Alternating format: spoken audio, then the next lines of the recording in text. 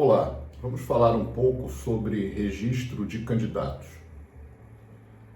O registro de candidatos é um exame que é feito pela Justiça Eleitoral e nas eleições municipais de 2020, esse exame compete a um juiz eleitoral de uma determinada zona eleitoral que é designado pelo TRE em cada município. Então, por exemplo, no município de São Paulo, capital é um juiz, no município de Taubaté é um outro juiz. Cada município tem um juiz com essa competência em razão da matéria. Pois bem, o que acontece é o seguinte: as candidaturas elas são examinadas no momento do exame pelo juiz e com o parecer do Ministério Público, que é o promotor eleitoral. Se verifica se o candidato é inelegível, se o candidato possui condições de elegibilidade e se o candidato, por acaso, está com os direitos políticos perdidos ou suspensos. Ou seja, são feitos exames jurídicos da candidatura. Pois bem, além de tudo, é necessário que os candidatos juntem diversos documentos exigidos pela nossa legislação eleitoral. Certidão, por exemplo, certidões criminais e outros documentos.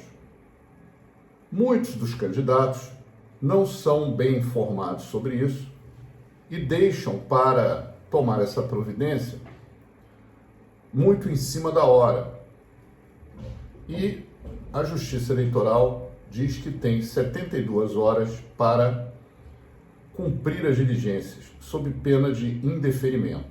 Então, nós temos aí um censo, vamos dizer, um levantamento de pesquisas que estão publicadas pelos veículos de comunicação, de que os candidatos, muitos deles tiveram sua candidatura indeferida, não por serem inelegíveis ou não possuírem ou estejam, por exemplo, com os direitos políticos suspensos, mas exatamente por esse fator, por esse item, que na verdade é aquela história de deixar tudo para o último momento.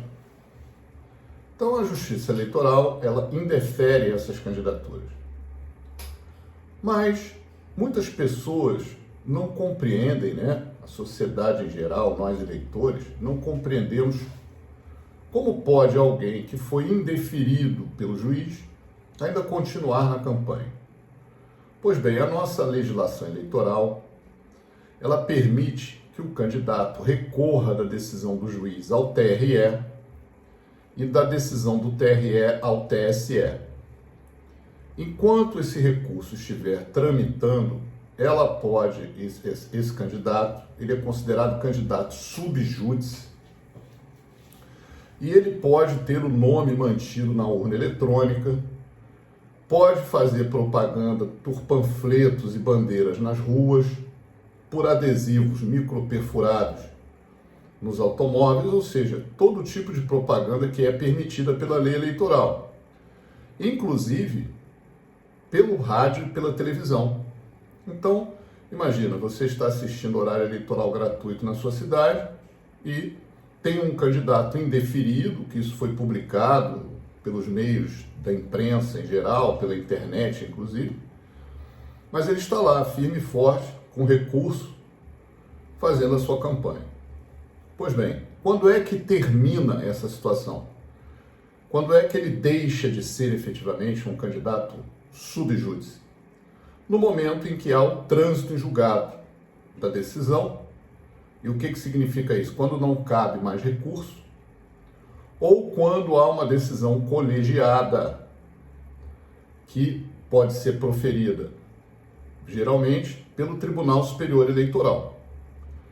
E mesmo que nesse caso ainda caiba embargos de declaração, que é um recurso previsto na nossa legislação, para esclarecer uma dúvida, uma omissão, mesmo que ainda seja interposto esse tipo de recurso, aí não tem mais jeito, porque aí a decisão foi prolatada pelo Tribunal Superior Eleitoral.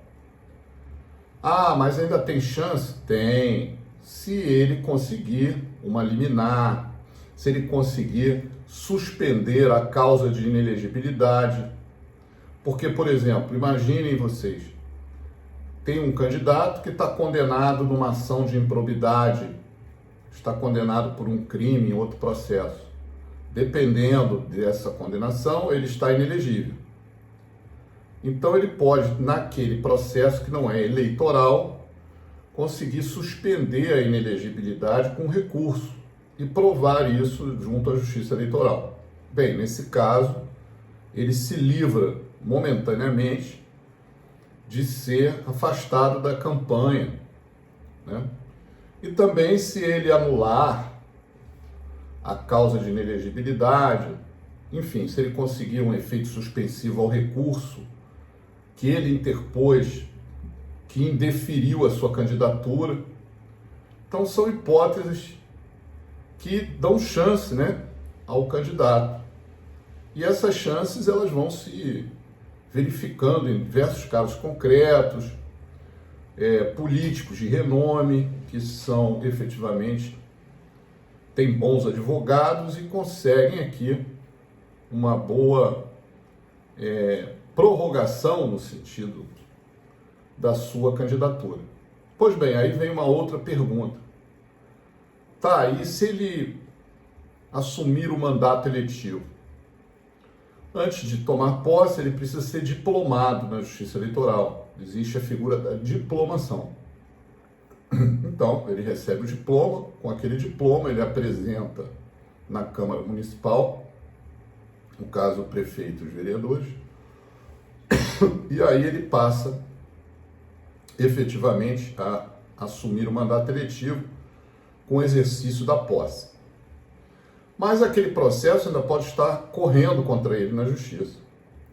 E se ele perder, aí surgem consequências interessantes.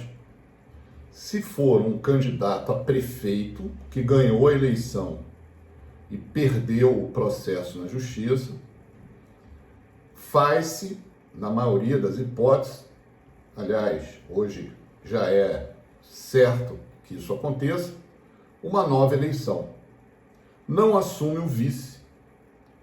Temporariamente, enquanto não se realiza essa eleição no prazo de 20 a 40 dias por determinação do TSE ao TRE, local Tribunal Regional Eleitoral, e ao juiz da cidade, assume o presidente da Câmara Municipal.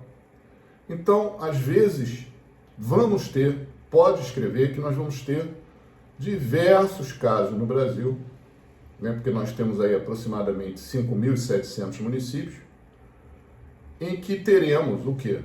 Teremos efetivamente vereadores que são eleitos como presidente da Câmara Municipal, exercendo a figura do Poder Executivo, de forma temporária, até uma nova eleição.